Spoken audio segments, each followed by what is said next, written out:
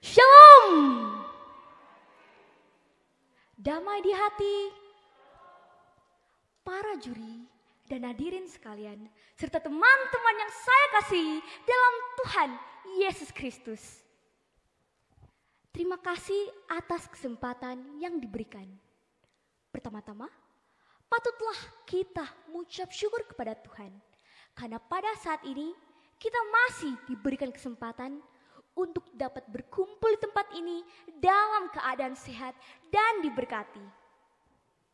Ada ungkapan yang mengatakan, tak dikenal, maka tak disayang. Maka pada kesempatan ini, saya akan memperkenalkan diri saya. Nama saya, Evangeline Telmanara Wulan Sumampo, dari Gemim Ebenezer Wulawan, wilayah Tondano 4. Pada saat ini, saya akan membawakan pidato berjudul Remaja bagi Kristus. Para juri serta teman-teman sekalian, seperti kita ketahui bersama, perkembangan teknologi di masa ini melaju dengan sangat pesat. Gadget yang baru setiap tahun terus bermunculan. Inovasi yang semakin canggih pun tanpa henti memukau kita selaku target pasarnya. Apalagi sekarang, kita tengah beralih ke era 5.0, di mana kita tidak hanya dituntut untuk berperan serta menyesuaikan diri dengan kemajuan teknologi. Namun kini, kita dituntut untuk dapat memecahkan masalah serta berpikir kritis di tengah lingkungan yang sudah tidak bisa terlepas lagi dengan teknologi. Jadi, mau tidak mau, maka kita harus hidup berdampingan dengan teknologi. Namun, muncullah sebuah pertanyaan. Apakah hal di atas merupakan hal positif atau malah hal negatif? Bagaimana menurut teman-teman sekalian? Menurut catatan Alkitab, perkembangan sudah ada sejak peradaban mula-mula, di mana Kain membangun suatu kota di Kejadian 4, Nuh membangun Batra di Kejadian 6, bahkan ketika Yesus sebagai tukang kayu menggunakan alat saat melakukan pekerjaan. Yang artinya, alat yang tercipta karena adanya peradaban dan perkembangan dapat membawa dampak positif serta manfaat yang besar jika digunakan dengan bijak. Begitu pula dengan gadget yang sering kita gunakan sehari-hari. Tidak bisa kita pungkiri, penggunaan gadget telah menjadi sebuah kebutuhan primer dan bukan tersier lagi. Zaman sekarang, kita membutuhkannya hampir di semua aspek kehidupan. Mulai dari belajar, bekerja, bahkan belanja. Dengan demikian, jika kita gunakan dengan bijak, maka hal ini justru membawa manfaat dalam kehidupan kita.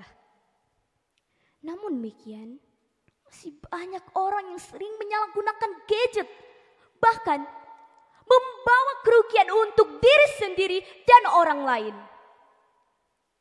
Teman-teman sekalian, pernahkah kita secara tidak sadar merasa gelisah dan kurang nyaman ketika kita tidak memegang handphone untuk sesaat? Jika iya, berarti kita sudah sampai pada tahap kecanduan. Dan ini sungguh berbahaya. Selain berbahaya bagi kesehatan mata, hal ini juga mengganggu psikologi kita. Kita menjadi tidak fokus saat melakukan hal-hal yang lebih penting. Misalnya, saat kita harusnya belajar atau beribadah.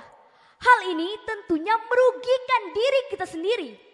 Selain itu, penyalahgunaan gadget sering terjadi saat kita menggunakan sosial media kita untuk hal negatif seperti menonton video porno serta melakukan tindakan cyberbullying yang dapat merusak mental orang lain. Teman-teman yang saya kasihi dalam Tuhan Yesus Kristus, 1 Korintus 10 ayat 31 berkata, jadi entah kamu makan atau minum atau apa saja yang kamu lakukan, lakukanlah semuanya itu untuk kemuliaan Allah. Perintah realita ini pun berlaku bagi kita. Di era sekarang ini, sebagai remaja Kristus, kita bertugas sebagai agen terang. Karena kita adalah anak-anak terang.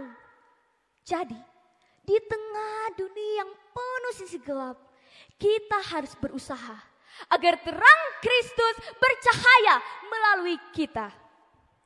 Salah satunya ada dengan memanfaatkan apa yang sudah Tuhan karuniakan bagi kita dengan bijak dan benar.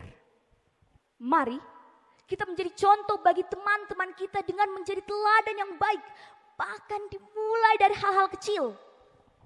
Mari kita pergunakan gadget kita serta akun media sosial kita untuk sesuatu yang dapat membawa manfaat untuk diri kita sendiri juga orang lain.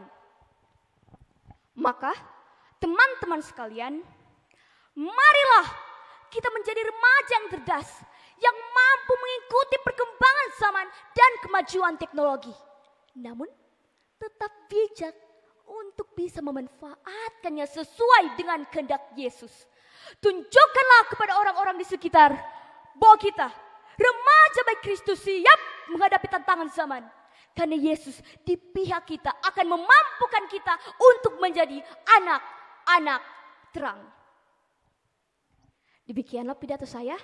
Kiranya pidato ini dapat membawa manfaat bagi kita semua. Terlebih teman-teman saya, para remaja Gemim, remaja bagi Kristus. Terima kasih. Tuhan Yesus memberkati kita semua. Shalom. Damai di hati. Ya, demikian kita telah menyaksikan penampilan dari Evangelin Telmanora Wulan Sumampo. Dan kepada official, pembina dan juga para supporter